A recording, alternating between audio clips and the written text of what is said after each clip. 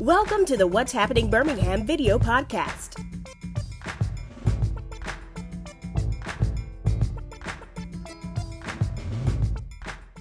Hello, everyone. This is Jefferson Scott with What's Happening Birmingham. Today, I'm back again. One of my favorite people, one of my favorite city council overall, one of my favorite people, Council President Wardine Alexander for Birmingham City Council District 7. Council President Alexander, how you doing today? Well, I'm doing great today. It's a beautiful day. We're about to go into the fall season, so I'm doing great. Great. Just want to bring the council president on today to talk about things with city council and also talk about specifically things with her district. One thing I want to start off with is, if you've been seeing the Kroger truck driving around Birmingham lately, can you tell us a little bit more about that and how that's impacting your district? Well, yes, I'm very excited to welcome the Kroger distribution facility. They're located right there off of West Oxmoor Road in District 7. We are one of 7 new sites that they're making throughout the United States to bring fresh groceries delivered directly to your home.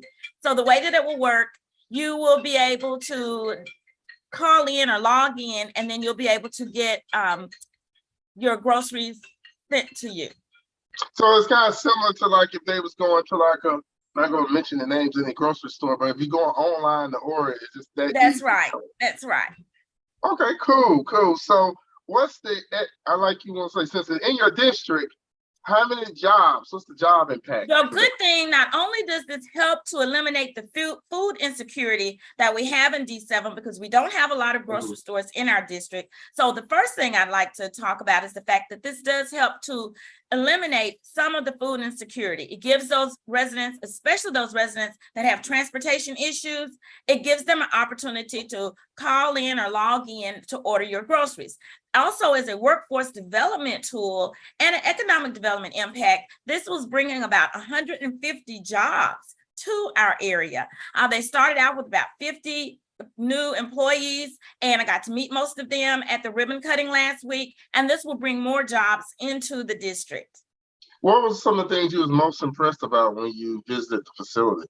Well, Kroger is a 150 plus year company, and they treat their employees like family. And so one of the things that they're dedicated to is providing these residents with a livable wage. What I always am interested in is when we recruit businesses to the city of Birmingham, first, we want to be sure that they're going to impact our residents positively by offering them an opportunity to work. So I was just delighted to see some familiar faces I even saw that are going to be part of the Kroger team. So it's the workforce development, bringing jobs into the city, as well as helping to reduce the food insecurity.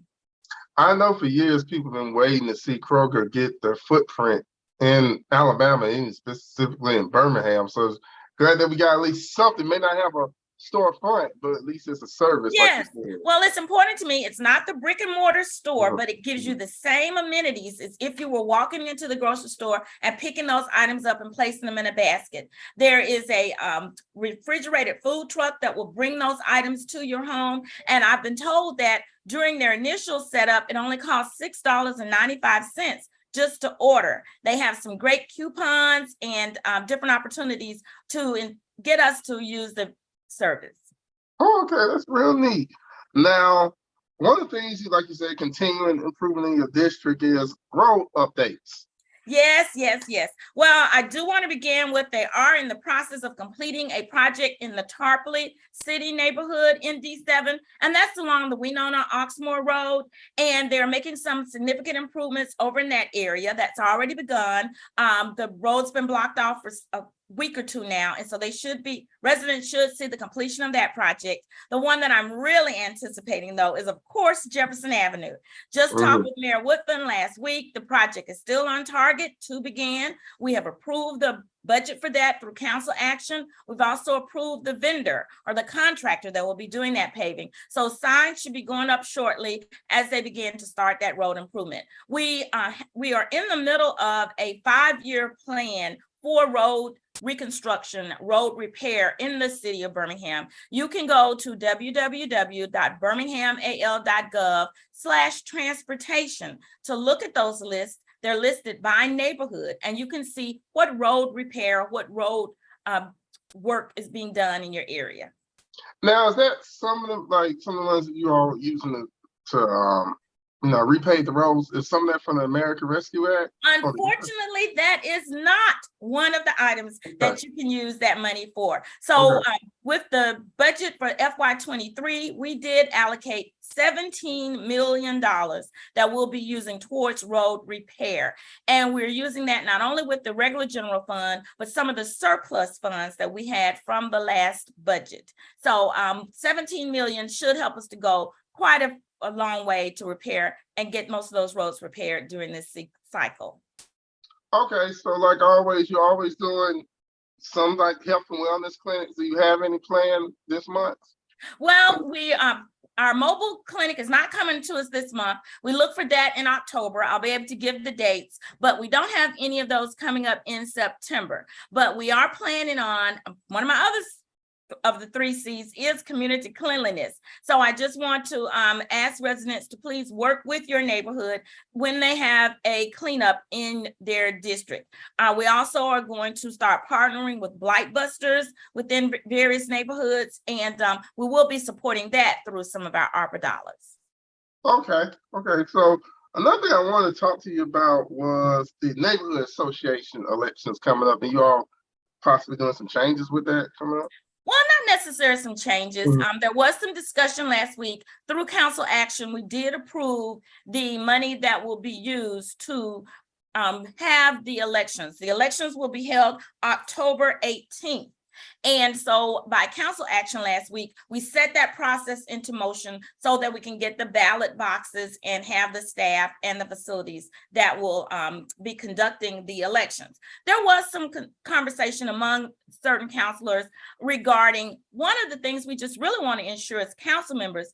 The neighborhood associations were created to improve community engagement or to facilitate community engagement. We know that some neighborhoods, they have great participation, and in others, you may have the same 3, 4, or 5 people that are attending those monthly meetings. So we just like to encourage and see our neighborhood leaders and our residents work together to improve that attendance and to really help their dollars to be used wisely. There's over $3.1 million that's in the budget for the 99 neighborhoods. And so we're working with the Community Resources Department to ensure, again, that those monies are put towards different projects, different other needs that the neighborhood may have. Okay. So is there any other news as far as council-wise, since I got you here, you want to probably discuss or bring up? Well, of course, we're always working to advocate and to educate and work with our residents. I'm just looking forward, as I said, fall is upon us. We're getting ready now to go into the Magic City Classic season. So I know that residents are very excited to see that come back after the pandemic. And so they'll be able to, the parade and all of the different activities that will be going on at Legion Field. Very, very excited about that.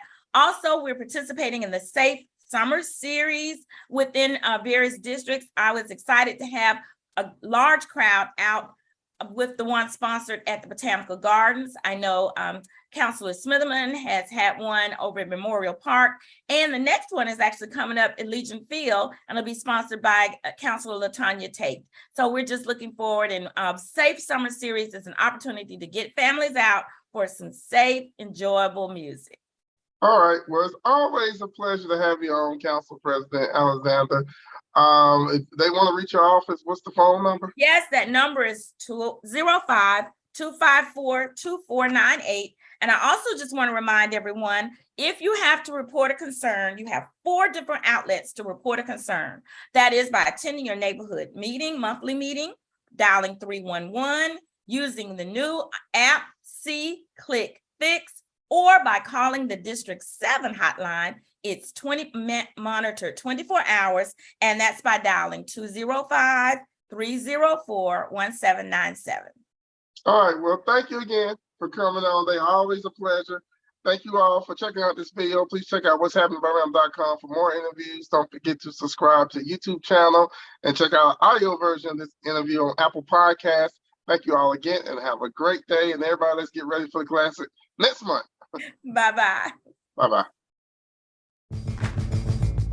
Thank you for watching the What's Happening Birmingham video podcast. Please check out our website, app, or subscribe to our YouTube channel for the latest videos today.